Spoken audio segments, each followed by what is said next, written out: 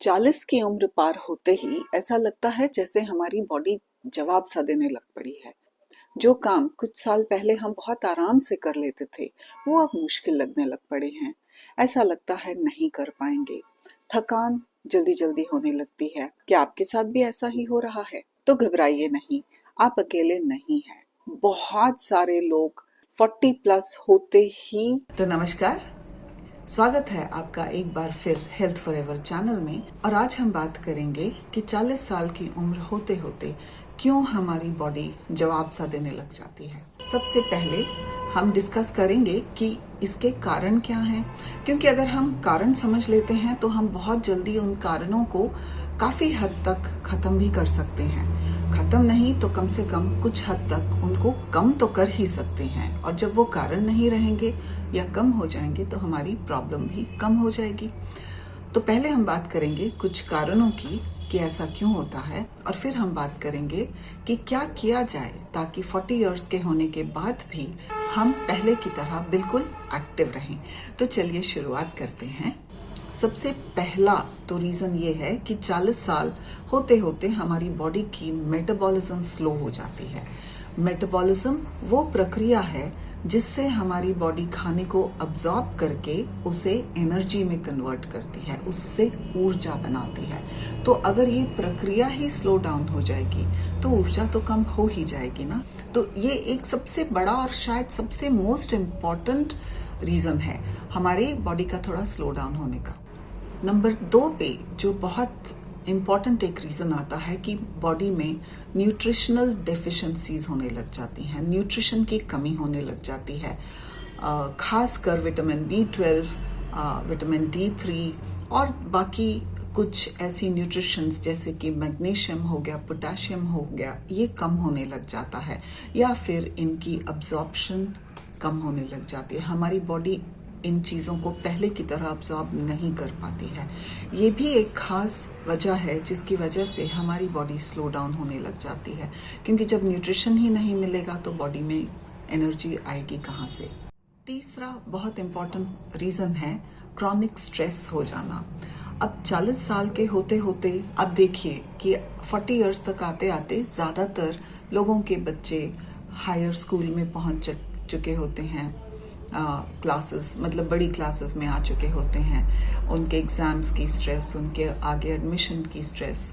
अच्छा, पेरेंट्स थोड़े बुज़ुर्ग हो चुके होते हैं, पेरेंट्स की उम्र भी बढ़ चुकी होती है, तो उनको भी संभालने की जिम्मेदारी आ जाती है। और फिर साथ साथ अपने कामकाज की, अपने वर्क लाइफ को बैलेंस करने की एक बहुत बड़ी जिम्मेदारी आ जाती है, जो कि थोड़ी सी स्ट्रेसफुल हो जाती है लोगों के लिए। नेक्स्ट रीज़न पे चलते हैं। जब बॉडी स्लो डाउन होने लग जाती है, लिथार्जिक सी होने लग जाती है, तो क्या होता है? सेडेंट्री लाइफस्टाइल आ जाती है। क्यों? क्योंकि हमारी बॉडी तो स्लो डाउन हो ही चुकी है। हम बहुत थकान सी महसूस करते हैं, सुस्ती महसूस करते हैं। तो जो हम पहले बहुत एक्टिव रह के कुछ थोड़ी बहुत एक्सरसाइज कर लेते थे और कुछ नहीं तो बाहर ही घूमने चले जाते थे, वो सारी चीज़ें हम अपनी लाइफ में से कट कर देते हैं। क्यों? क्योंकि जो भी मुझे टाइम अगर मिलता है मैं उसमें आराम करना चाहता हूँ।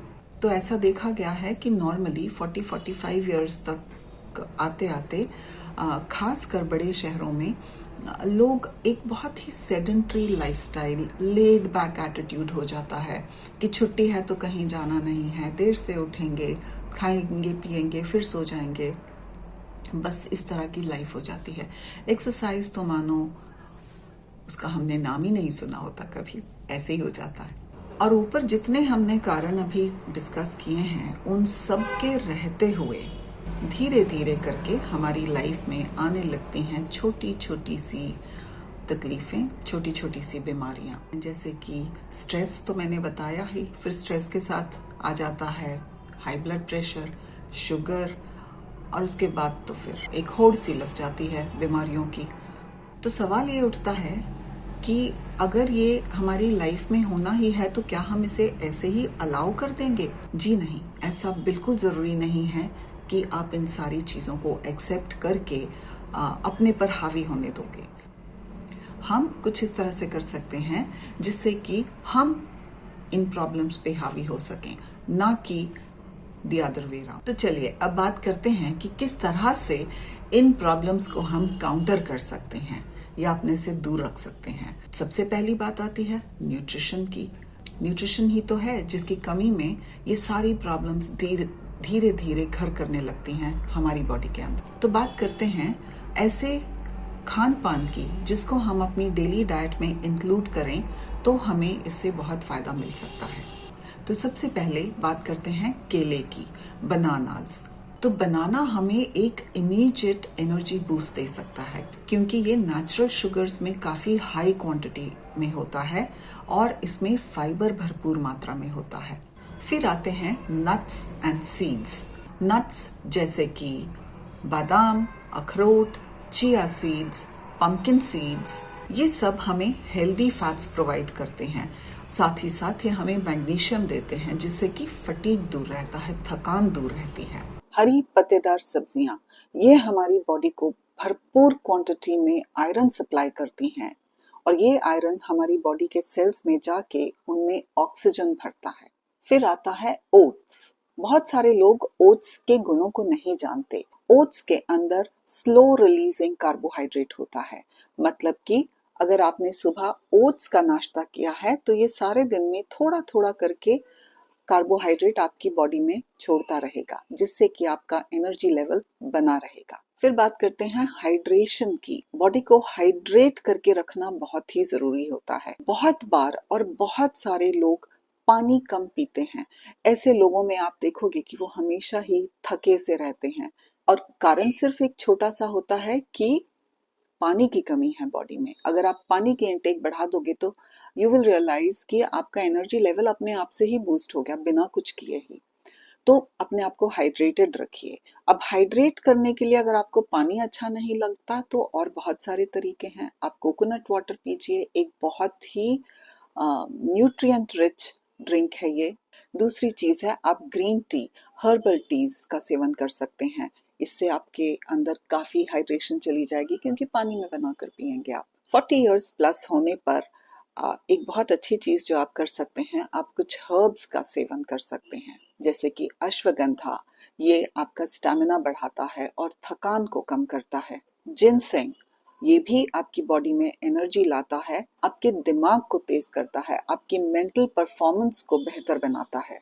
तुलसी भी स्ट्रेस लेवल्स को बैलेंस करके रख। कुछ छोटी छोटी आदतें जो अगर आप अपनी जिंदगी का हिस्सा बना लेंगे तो बहुत सालों तक आप बिल्कुल हेल्दी लाइफ और एक्टिव लाइफ जी पाएंगे।